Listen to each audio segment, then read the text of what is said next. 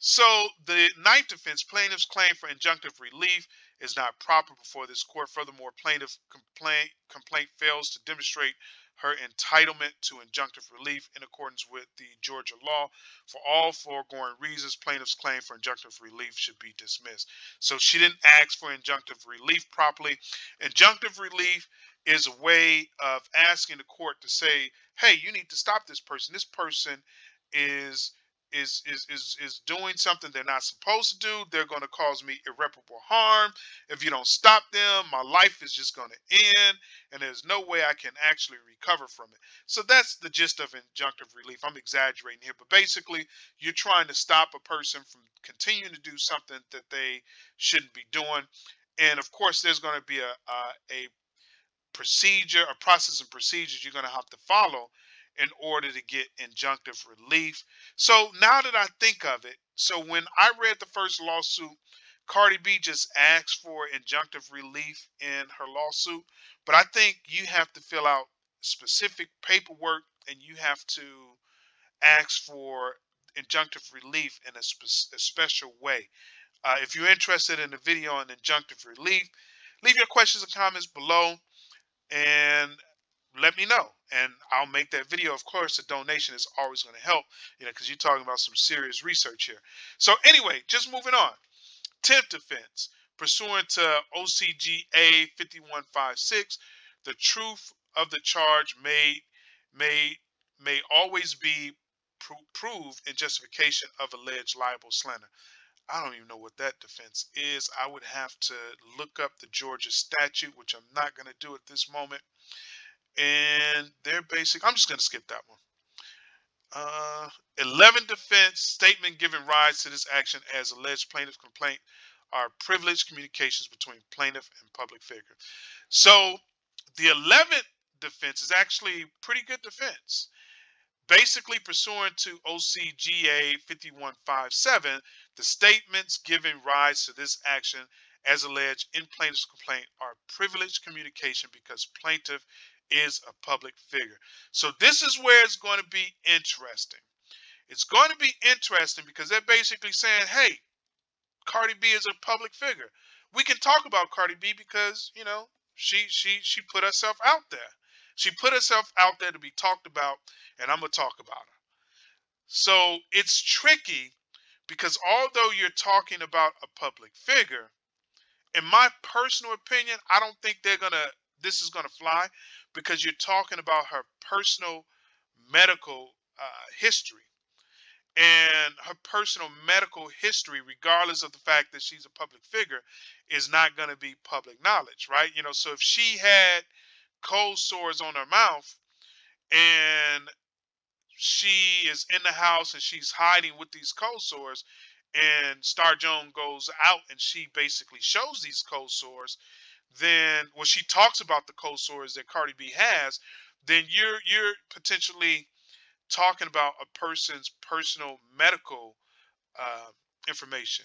If she had a yeast infection, if she had all those monostats or whatever you call them things in her house for a yeast infection, again, this is personal, private information, and you're putting it out there in the streets.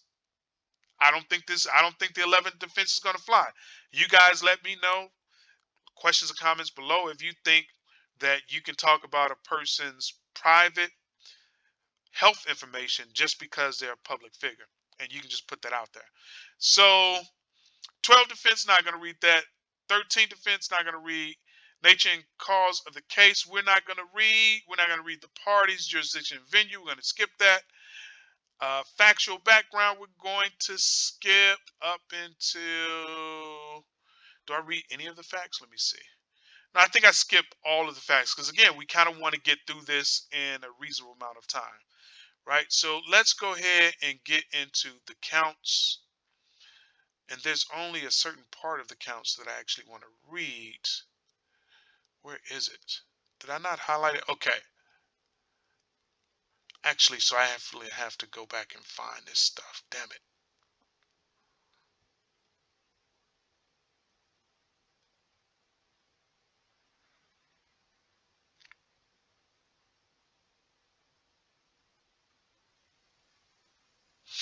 So essentially, what's happening here in the counts is that Tasha K is giving statements saying that she denies or she agrees with certain parts of Cardi B's complaint. For example, Miss Kebe denies all the allegations contained in paragraph 106. This is what's all through the account, the counts, and it's not really worth reading because you have to have both lawsuits in front of you to see what they're actually talking about. It's going to be pretty hard to do this. It wouldn't even be entertaining, and it wouldn't be educational to go through the lawsuit and say she denies paragraph 122 and 125, she admits to 130, so on and so forth. It just wouldn't be something that you want to go through. So let's just go ahead and see what Kebe is asking for. Tasha K. Wherefore, having fully answered Mrs. Kebe's request, judgment relief against plaintiff as follow: that this court dismissed the plaintiff's complaint with prejudice, that this court order the plaintiff to pay for all Ms. Kebe's costs and expenses and attorney fees in defending this action, that Ms. Kebe have a trial by jury, and for such other and further relief as this court deems just and proper. So essentially what's happening here is basically Ms. Kebe, or Tasha K, is trying to get this thing dismissed, and she's trying to get all her attorney's fee paid by Cardi B. Now, typically in the United States, you can't really ask for attorney fees, but hey, each state does things differently. Maybe in Georgia they allow this type of thing, right? The only way you can ask for attorney fees unless someone is in a situation where somebody just found some total complete nonsense and they're doing it to harass you, which is what she's probably going to allege here. So factual allegations, we're not going to read all this. She's just giving some basic facts in her county claim. Cardi B has a YouTube channel, Cardi B, which has 10 million subscribers, so on and so forth. All right, now here's the juicy stuff. On September 19, 2018, Miss Kebe published on her YouTube channel a video of an interview she conducted with Star Marie Jones. Upon information believed, Cardi B reached out to Miss Kebe privately in an attempt to get Miss Kebe to remove the video on the interview from her YouTube channel.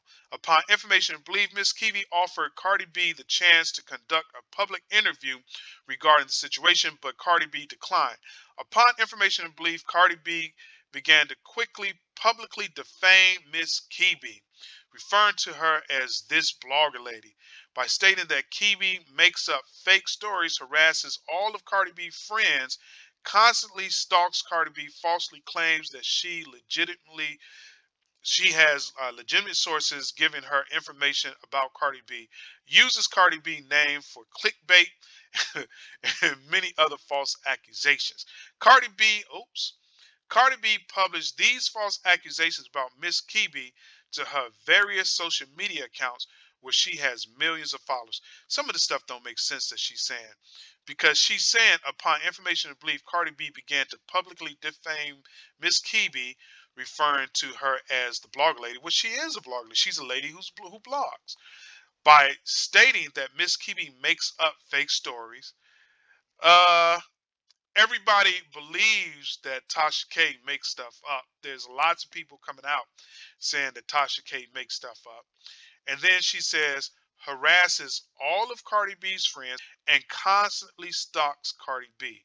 Well, I don't know about harassing Cardi B's friends. Of course, Cardi B is going to have her friends come to court and testify to that.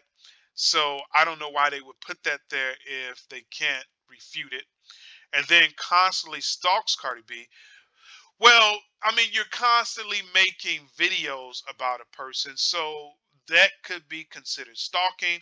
For example, I'm making videos about both Cardi B and Tasha K. I could be considered stalking, right? But I'm not doing it in a malicious way. I'm not doing it to damage their character.